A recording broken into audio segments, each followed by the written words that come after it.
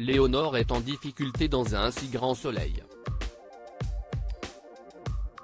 En effet, la gérante du club de tennis n'arrive pas à s'en sortir. Alors, pour combler le manque d'argent sur son compte, elle a accepté un travail d'aide comptable chez Elle Cosmétiques. Mais son emploi va lui faire ressurgir une période sombre de sa vie. Avant de nouveaux épisodes, diffusés d'ici la fin du mois de janvier 2023 sur France 2, Maeva Pasquali se confie sur cette arche dramatique dans un entretien accordé à Télépoche. Léonore en plein doute dans un si grand soleil. Elle est revenue sur l'état d'esprit qu'attaque son personnage à l'aube de 2023 en compagnie de Dimitri, Victorien Robert. Avec son associé, ils ont du mal. Ils ont tous les deux besoin d'un autre boulot. Le seul qu'on propose à Léonore, c'est un poste d'aide comptable chez Elle Cosmétiques, a-t-elle évoqué. En effet, cette offre va bousculer la mère de Louis, Sylvain Bocara, car elle a un passif avec cette entreprise.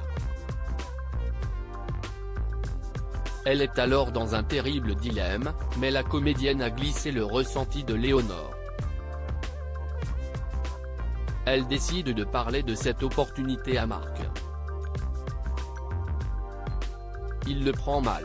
C'est compliqué pour lui de savoir que Léonore est dans la société que dirigeait la femme qu'il aimait et qui a été tuée, a-t-elle déclaré dans les colonnes de l'hebdomadaire télé. Un travail cauchemardesque pour Léonore sur France 2. Elle a alors fait quelques révélations sur le quotidien de son personnage au sein de Elle Cosmétiques. Les premiers jours vont être ensoleillés. Mais la fête va être gâchée. Claire va balancer le passif de Léonore à Elisabeth. Elle va donc décider de mettre fin à sa période d'essai. Heureusement, quelques soutiens vont venir se manifester, a-t-elle souligné. En effet, parmi ces rencontres dans la société, anciennement dirigée par Myriam, Pauline Paolini, il y a Henrik. Ce dernier a de réels sentiments pour elle et va se battre pour sa réintégration. Il va y avoir un rapprochement avec Henrik. Mais quand elle apprend qu'il a eu une histoire avec Myriam, cela la refroidit.